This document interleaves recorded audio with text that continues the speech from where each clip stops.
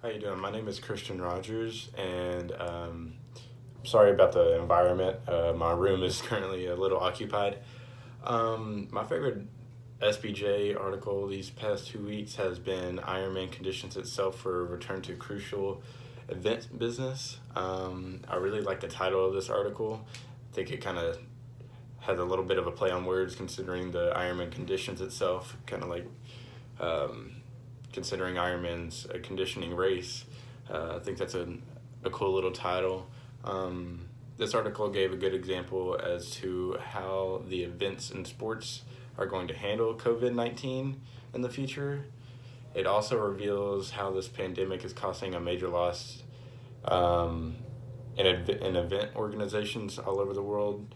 Um, Ironman is completely event based, with 65% of the company's revenue being made of the race registration fees, with another 25% coming from sponsorships and the last 10% from merchandise that is bought at the races.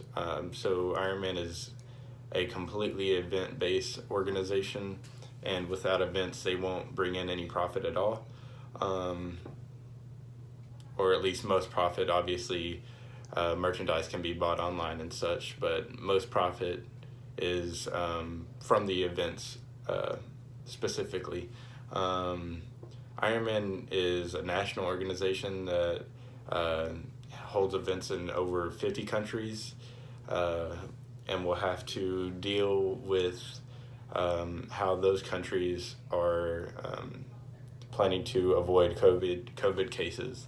So every single event they will have to adjust to what that country specifically has in place to avoid COVID cases increasing.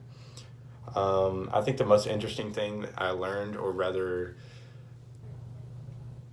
realized, is how event-based companies will have to take pay reductions to keep their workforce intact. It makes me wonder how many companies have reduced their salary and pay during these times. The CEO of Ironman specifically said that they all took pay reductions, and I think that's really interesting to me. Um, to think about how many companies will have to do that and what type of companies will have to do that. Also, if COVID continues to disrupt the United States and the world, how long will they uh, continue to keep these pay reductions, or rather, how long will it take for them to start laying people off? Another interesting thing to think about is where and when they will decide to hold events in the world. 70% of them are being canceled in 2020. At least 30% of the um, events that they had planned will still be able to take place, and that's around, the article said, around 100 events.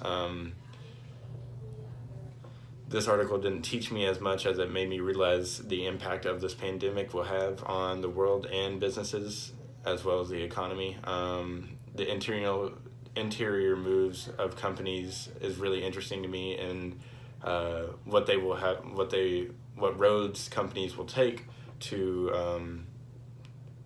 begin to keep what they have, and until this all blows over.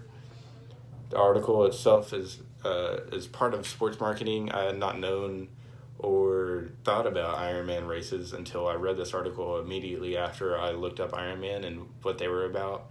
Um, I think it's really cool to think about, like, how many times you see an article or read something and it has to do with an organization or even any business. So this could relate to any marketing whatsoever.